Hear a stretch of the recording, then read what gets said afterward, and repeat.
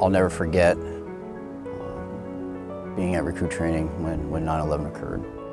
We were all seated in a box inside that Thunderdome, and that's when the chaplain came out and delivered to us the events of that day.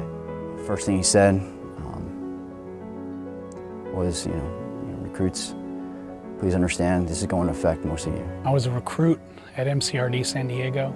Our drill instructor told us to circle it up around him, and he took his cover off and started talking to us in his regular voice. It was very ironic because we got to the squad bay and everybody got online, did what we typically do, and one of the drill instructors came out, calm, cool, collected, nothing that we've seen like that in the past 2 months of recruit training.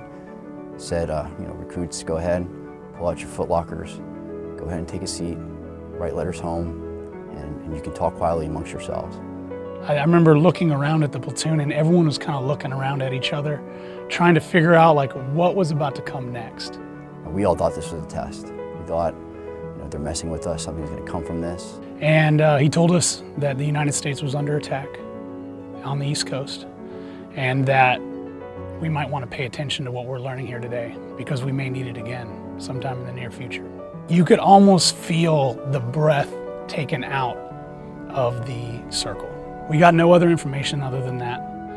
Later on that evening, our company commander brought us all in and showed us video clippings on VHS tapes. And that a plane has crashed into the World Trade Center. We don't know anything more than that. We don't know if it was... As he was delivering what happened that day, you could hear the sobs and some outright crying from some of the recruits. And when he asked, who here has those family members that might work in those areas, I was taken aback by how many recruits actually raised their hand, including my own.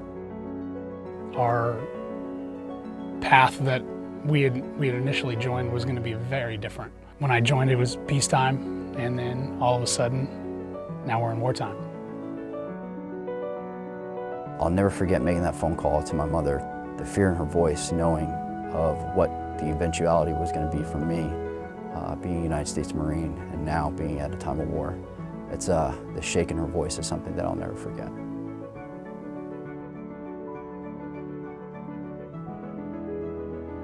One of the first things I did upon arrival back home was go to this little place that I like to go as a kid, and it's called Eagle Rock Reservation.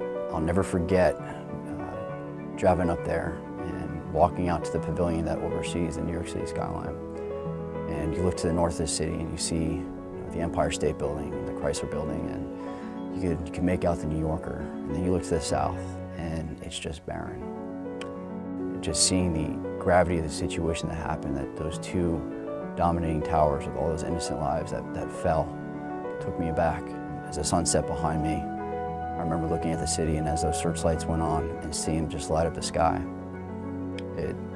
it sold me that I would be in this for the duration, as long as that the Marine Corps would have me, that I was in this until the end.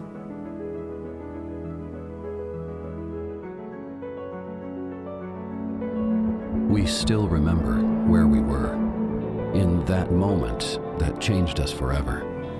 A morning that galvanized a nation. Out of fear came strength, and out of tragedy came resilience, and more heroes stepped forward than anyone could ask for. So on this somber anniversary, we remember that there are some things we will never forget.